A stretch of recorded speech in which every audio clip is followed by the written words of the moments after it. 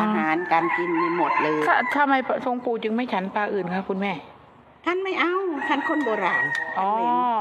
ปลาช่อนก็ต้องทำให้แห้งก่อนไม่ใช่เอามาลงต้มเลยบ่ตั้งแต่สมัยเป็นคารวาสแล้ว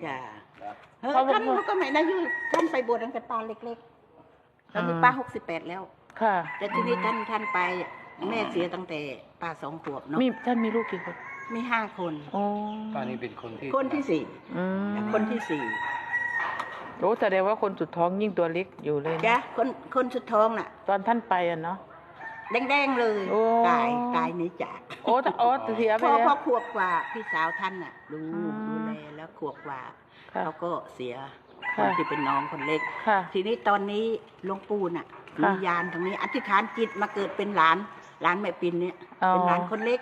5 ขวบผู้หญิง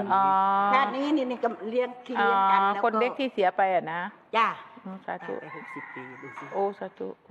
ก็ยังได้มาได้เนาะอุ้ยเขามีสัญลักษณ์มาเลยเป็นอะไรคะเขาจำชื่อเขาได้เลยโอ้สาธุก็มาเกิดเป็นลูกของลูกสาวแม่ปิ่นเนี่ยก็เป็นพยาบาลเนาะเขาก็มีลูก2 คนผู้หญิง2 คนแล้วไอ้คนพี่วิทยาลัยปี 1แล้วคนที่2ขึ้น